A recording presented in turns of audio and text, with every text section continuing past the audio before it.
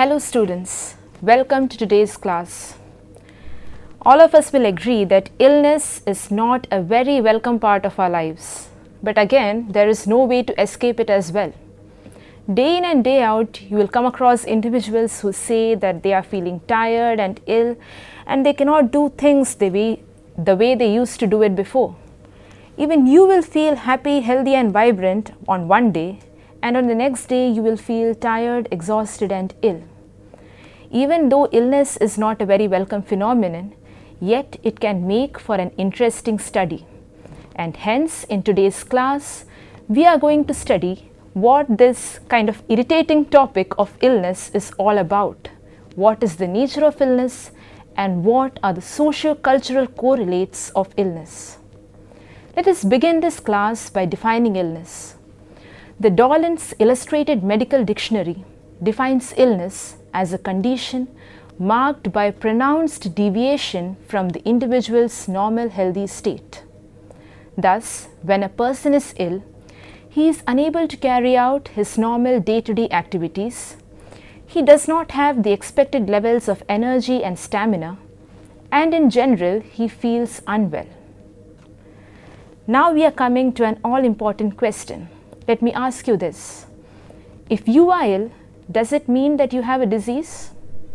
Are illness and disease one and the same thing, or are they different concepts? Well, let me answer this for you, and this is what researchers say. And the answer is no. Although we may use these terms interchangeably, illness and disease are distinct phenomena. Illness is quite a subjective phenomena. It depends upon our own individual subjective appraisal of our bodily states and the deviations that we perceive therein. Disease, on the other hand, is a very narrow, limited, objective and scientific concept as compared to illness. Let us go to the definition of disease, which will help you understand how objective and scientific it is. According to Stedman's Medical Dictionary, disease may be defined as an interruption, cessation or disorder of body function, systems or organs, a morbid entity characterized usually by at least two of these three criteria. The first is recognized etiologic or causal agents. The second is an identifiable group of signs and symptoms. And third is consistent anatomical alterations. So we have three aspects in this definition. A person can be said to have a disease if there are a set pattern of causal criteria, if there are identifiable group of signs and symptoms, and further there are consistent alterations in his biological functioning. Thus, a person may have an illness, but this does not necessarily mean that he has some sort of disease. Thus, a person who is feeling ill may show some form of illness behavior but may not necessarily have a disease. For instance, a student who is used to taking up 2 or 3 certificate courses every year in addition to his regular syllabus may not be able to take even a single certificate course this year, and hence he may feel that he is tired, exhausted and ill. But again, at the same time, he may not have any signs of diagnosed disease.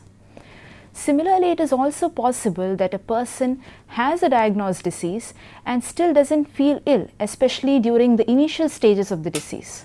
For instance, a person who is having a brain tumor may feel perfectly happy, healthy and vigorous, especially in the initial stages, till the tumor becomes big enough to affect his nervous system functioning. Similarly, a person with a cardiac ailment may not show any signs of illness till the blockage in the heart valves or the damage therein becomes so large that he faces some form of illness. It may also be that individuals experiencing the same form of disease may not experience the same form of illness. For instance, 2 individuals have undergone the same cardiac surgery. One such person, of course, follows the necessary medications and regulations, but at the same time engages in all sorts of normal activities such as doing overtime office work and even playing a game of cricket. On the other hand, another person who has undergone the same surgery takes a lot of rest, restricts his activity and doesn't move out of the house for a large time. This is because, in spite of the fact that both of them have the same scale of disease, the first person doesn't feel ill, whereas the second person feels ill. Thus, we can have two important conclusions from this.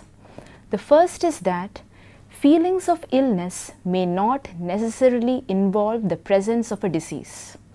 The second is that the presence of a disease may not necessarily involve feelings of illness, and this is especially true in the initial stages of disease. Although illness, because of its subjective nature, is difficult to define, what we must understand is that this feeling of illness, or the moment a person feels sick, is extremely important, because it is this feeling of illness which will actually provoke him to take medical advice, and it is this which will actually lead to the diagnosis of disease and increase his chances of survival and well-being.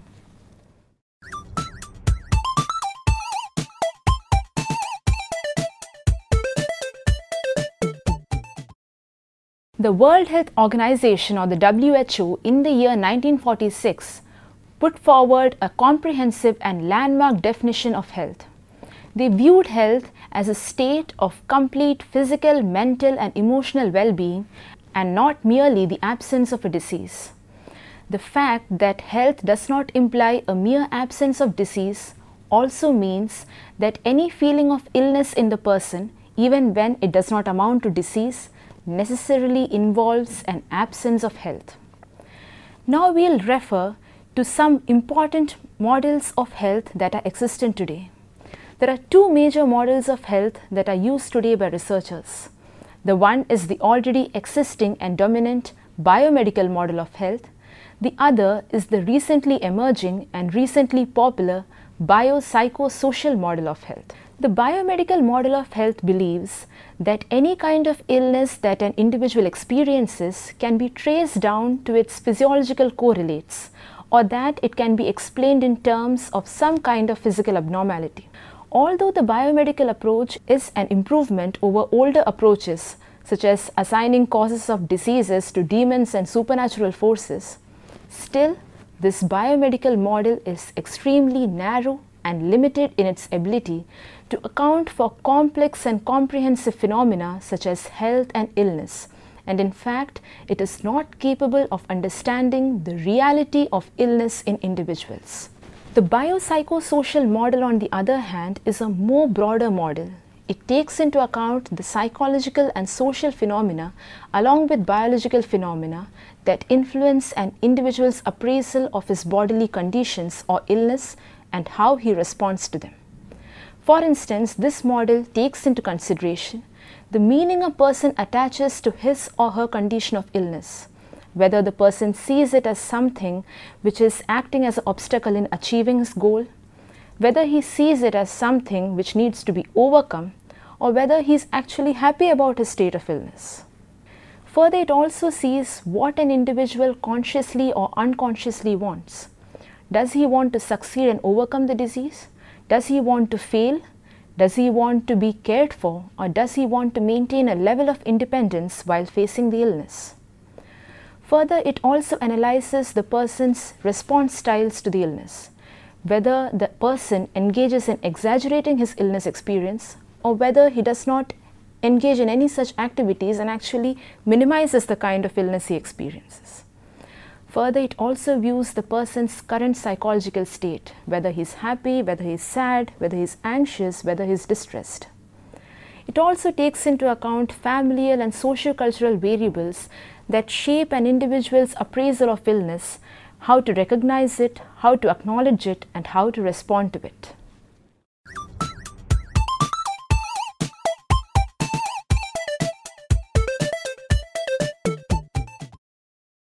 Edward Suchman, in his article Stages of Illness and Medical Care, proposed 5 stages of illness.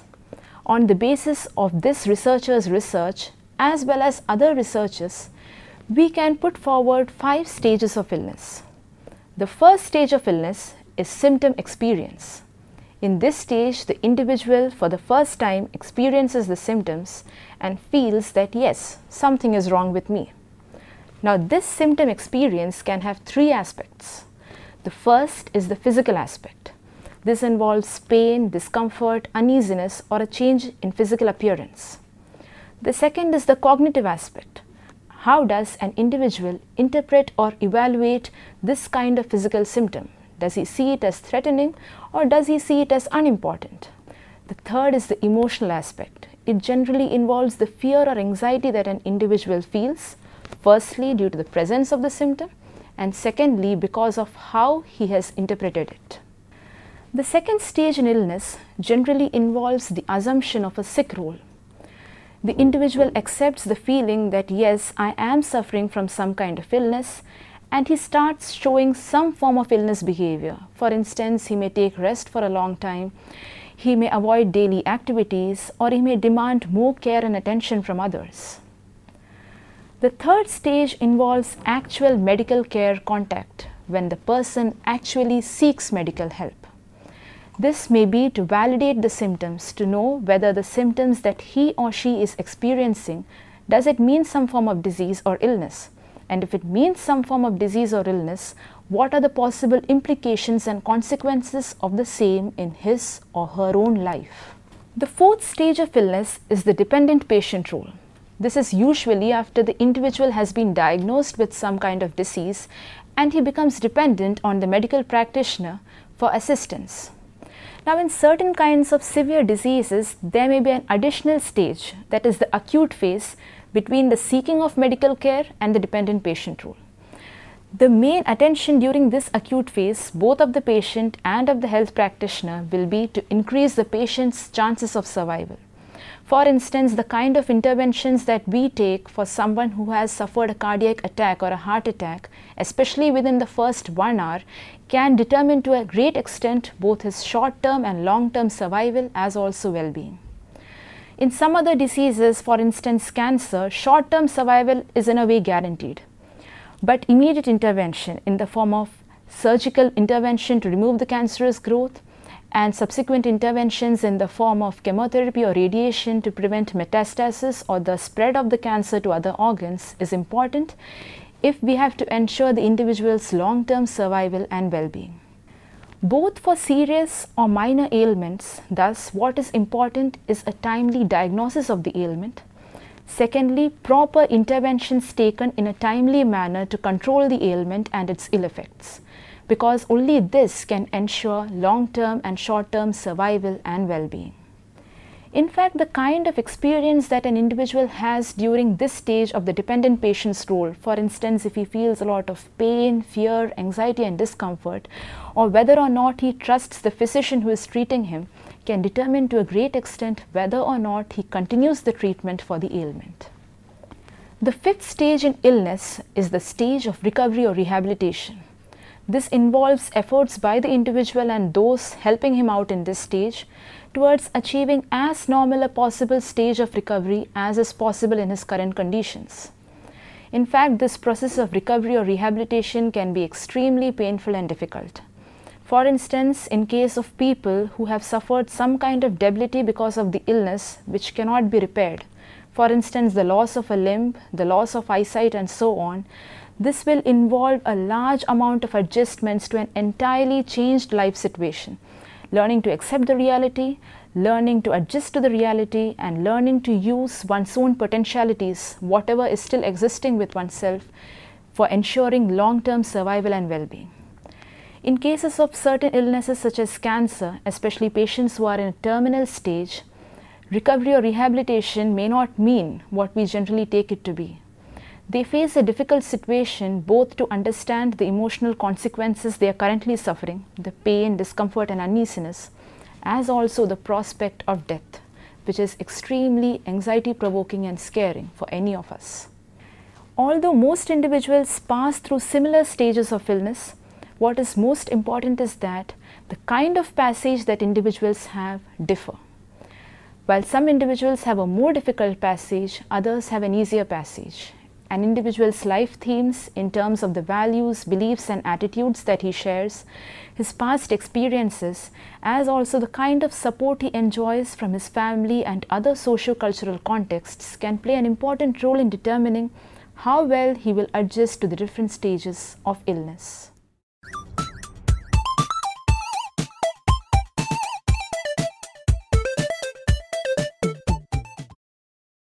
Now that we have understood what illness is all about, and we have also understood the various stages of illness, we'll go over to find out the various outcomes of illness, the negative outcomes and the positive outcomes. First, let us deal with the negative outcomes because these are mostly predominant.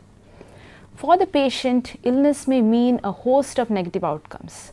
This may include a loss of physical as well as emotional autonomy, a loss of independence, threats to self-image, threats to body integrity, a loss of functioning in many areas of the body, an incapacity to continue normal functioning both emotional as well as physical, feelings of helplessness, feelings of worthlessness, at times even strained relationships with loved ones, as also changes in one's normal functioning and lifestyle, which may be very difficult to adjust to. For the patient too, a number of negative outcomes exist in the course of illness. For instance, families may need to undergo a lot of task reassignment. They may need to shift their schedules when there is a person who is ill in the family. There will be an increased demand of time, an increased need to change routines. People will feel extremely taxed both emotionally and physically. There is a lot of anxiety regarding what will be the diagnosis and what will be the prognosis of the illness because this involves their own loved ones. There can be feelings of loneliness and insecurity, especially if the family has been depending on that person a lot. Also, the families have a burden of explaining this illness to others as well as extended social relations. There is a loss of normal life routines, there is extreme emotional exhaustion, and in some cases, all this in a combined form can lead to strained relationships even with the patient.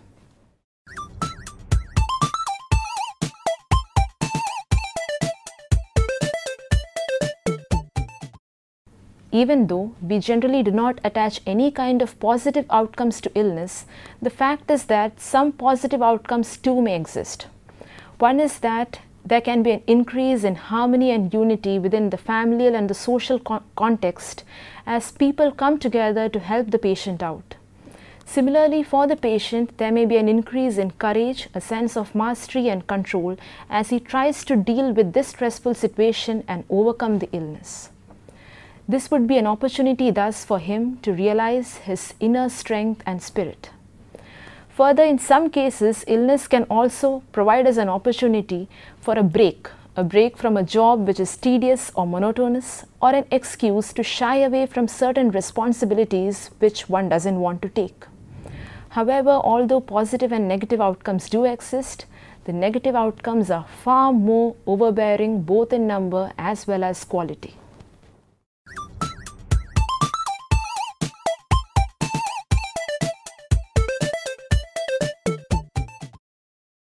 One important factor that we must understand as human beings and social animals is that our sociocultural context influences our life activities in many ways.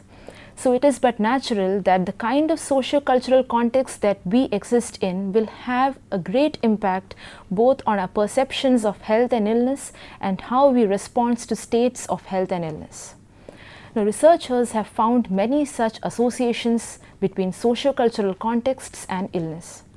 One major association we are going to see today is the relationship between culture and pain, which is an important component of illness.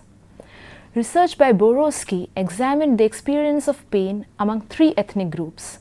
The first was Italian Americans, the second Jewish Americans, and the third Old Americans or Protestants. They found that while Italian Americans and Jewish Americans were likely to exaggerate their pain experiences and show exaggerated emotional reactions to it, Old Americans were not likely to do so. Further, even though Italian and Jewish Americans showed a similar exaggerated display of response to pain, their attitudes towards pain and its implications differed. While Italian Americans were more focused on the immediate consequences of pain, on their occupation or on their families, Jewish Americans were focused on the future orientations regarding the implications of pain. For instance, what their future health and welfare will be, or what will this illness mean for their families in the future. Similarly, Old Americans also tended to be futuristic, but however, they were much more positive. Also, they tended to withdraw from social situations during pain, whereas Italian and Jewish Americans tended to seek a lot of social support when they were in pain. Borowski, in his research, also found out some other important implications. He found that the way in which a pain is viewed and the way in which it is responded to depends upon socio-cultural variables that determine whether or not a pain is normal and accepted or whether it is a clinical condition. For instance, women in Poland tend to believe that labor pains accompanying childbirth are a normal physical condition and hence they are both expected and as well as accepted to this pain. On the other hand, women from the United States of America tend to see labor pains as a clinical condition and hence they often demand analgesics to deal with this pain. Further, we can also see that all cultures are not equally willing to use pain-killing medications. For instance, the Chinese seek to avoid pain-killing medications because they feel that this will reduce the amount of control that they have over their bodies. Similarly, certain cultures feel that pain is something that they deserve, either due to their past life activities or due to the faults they have done in the present life itself. This is a belief that is existent especially among Hindus in the Indian culture. Moreover, Hindus may often feel that if the pain comprises of some kind of terminal illness and if they are going to face death, they want to face death as it is rather than being sedated. Now we come to another aspect, that is culture and healthcare seeking. How does the socio-cultural context in which you exist influence how you seek medical care? A substantial amount of research exists that individuals from different socio-cultural contexts differ in how they seek medical care and if at all they seek medical care. For instance, Black women, Hispanic women, African Americans, Caribbean Americans, as also South Americans were found to delay the seeking of medical care, especially in cases of breast cancer as compared to white women. Hence, automatically they also had decreased survival rates as compared to white women. Now, there may be several reasons for this. In many social contexts, women are assigned a more differential gender status. They are strictly expected to undergo certain caregiving roles and maintain a proper place in the society. So much of the fear among these women who delayed health care seeking was that a diagnosis or further treatment would impede their chances and their abilities to fulfill these social responsibilities. Further, other factors such as socio-cultural knowledge regarding the presence of an illness, regarding what the symptoms mean and what the possible consequences and implications of it may be, as also socio-cultural variables that determine the extent of trust placed on standard medical care can be an important factor in determining whether or not a person seeks health care and to what extent and how soon does he do it.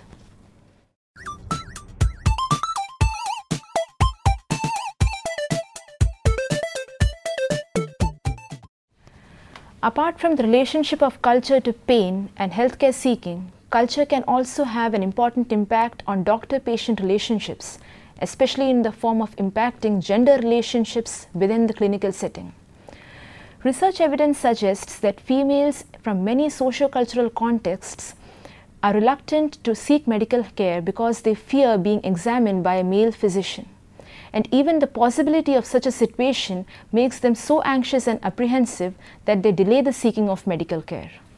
On the other hand, if female physicians are available, the seeking of medical care increases. In fact, research found that South Asian women living in North America, even though they had lived there for a couple of years and were conversant with the language, still preferred Chinese folk medicine because it did not involve taking off one's clothes during medical examination. Difficulties in the doctor-patient relationship may also arise if the patient feels that the doctor doesn't understand his typical socio-cultural understanding of the illness. For instance, research by Bhopal revealed that South Asian communities living in North America often preferred going in for folk treatments and traditional therapies rather than standard medical care because they felt that the physician may not have an adequate level of culture sensitivity.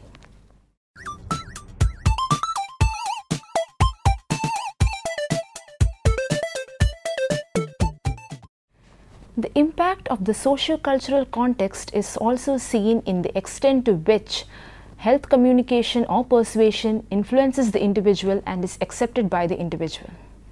Researchers have found that when health communication or persuasion is put forward in ways that socio-cultural sensibilities, people are more likely to accept it. For instance, health messages that advocate a promotion of health or the achievement or maximization of gain tend to be accepted to a greater level in Euro-American countries. For instance, health messages advocating the intake of medicines or vitamins to promote vigor and vitality. On the other hand, individuals from collectivist cultures are more likely to respond to health messages that adopt a prevention approach. For instance, they are more likely to respond to messages which endorse the intake of medications or vitamins to prevent diseases and disability.